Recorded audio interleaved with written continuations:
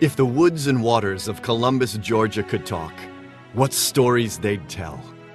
Indian uprisings and the fight for peace. Sailors waging war 200 miles inland, and generations of boys turned warriors standing up to protect this great nation. When you bring your reunion to Columbus, the voices of history will speak to you as you travel the trail of American military history. The newest stop on the trail is the $100 million National Infantry Museum and Soldier Center, dedicated to the legacy of valor and sacrifice of the infantrymen. The National Civil War Naval Museum at Port Columbus tells the little-known role of the Confederate and Union navies even 200 miles inland. And Fort Mitchell, just across the Chattahoochee River in Alabama, recalls a time when southern states were just being formed. Today, a reconstructed fort, cemetery, log cabin, and visitors center bring the early 1800s to life, when the United States signed a treaty with the Creek Indians to use their land to create a route connecting Fort Hawkins near Macon, Georgia, with Fort Mims near Mobile, Alabama. The route became known as the Federal Road, which was heavily used by troops, stagecoaches, and settlers moving west.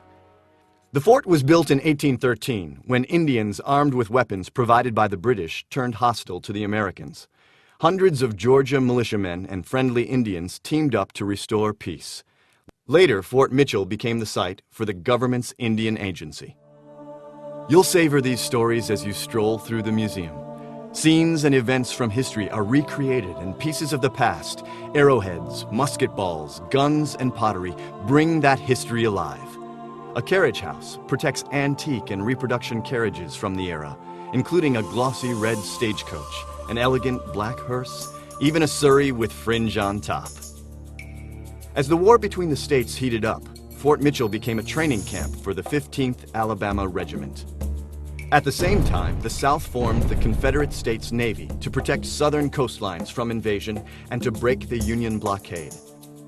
Today, the National Civil War Naval Museum in Port Columbus is the only museum in the nation dedicated to telling the little-known story of maritime operations during the war.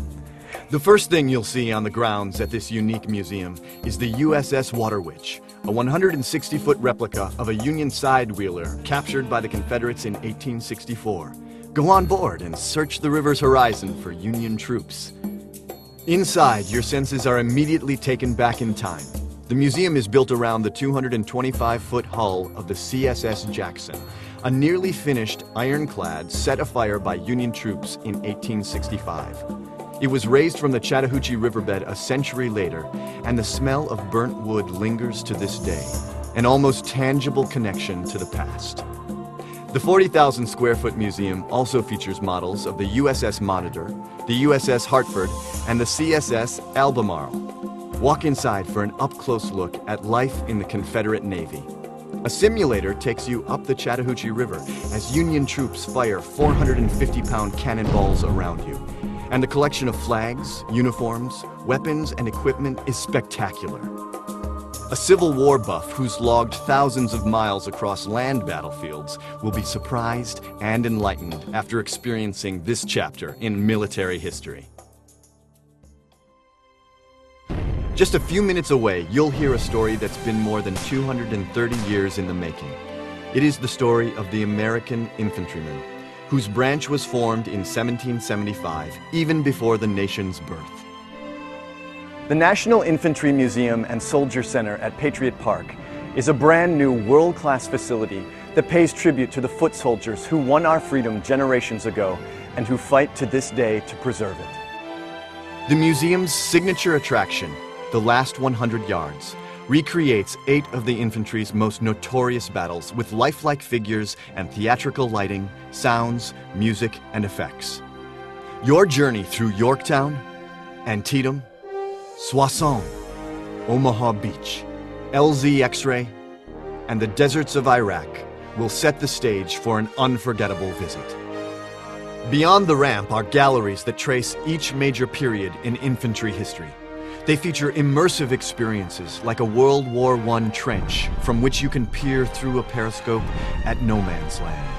and a glass-enclosed Vietnam jungle where an ill-defined battle line is drawn amid heat and humidity and bursts of gunfire piercing the silence. The Fort Benning Gallery demonstrates what it takes to turn young men into soldiers. It also tells the story of the unique relationship the community of Columbus and its Army Post neighbor have enjoyed since 1918. The museum's Family Gallery pays tribute to the sacrifices made by wives, parents, and children of soldiers. And the kids can try on desert camouflage and peer through the scopes of a Bradley to see U.S. troops building schools and playing with children in Iraq. In the museum's Grand Hall, a glass-walled room carries the names and pictures of the hundreds of infantry soldiers who have been awarded the Medal of Honor for bravery in combat. Hello, I'm General Colin Powell, and I've just visited for the first time the wonderful new National Infantry Museum. It is a marvelous facility that pays tribute to the courage and service and sacrifice of not only the infantry, but of every American soldier. And it is a story that is told here that every American needs to see. I hope you will find time, or your group will find the opportunity, and visit the wonderful new National Infantry Museum. Hey, thank you.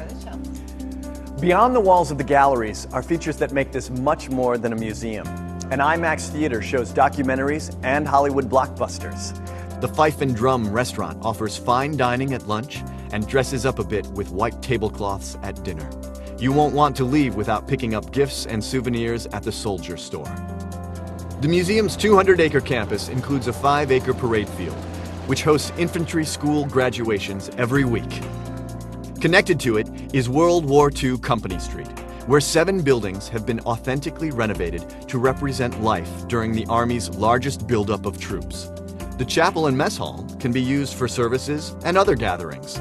The headquarters and sleeping quarters on the site were actually used by General George S. Patton prior to his deployment to North Africa.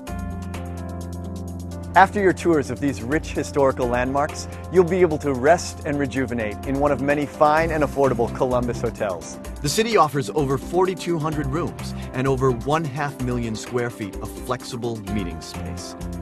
Log on right now to meetincolumbusga.com and take advantage of our free meeting planning services.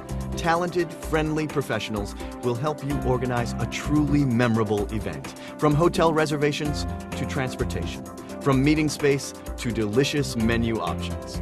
The Columbus Convention and Visitors Bureau is at your service, with tour itineraries, welcome bags, attraction guides, and all of the assistance you need to make your military reunion the best ever. And when you return home, you'll have countless new stories to tell. Come visit Columbus, Georgia, and experience our rich military history, from the past to the present. It's unlike any experience in the country.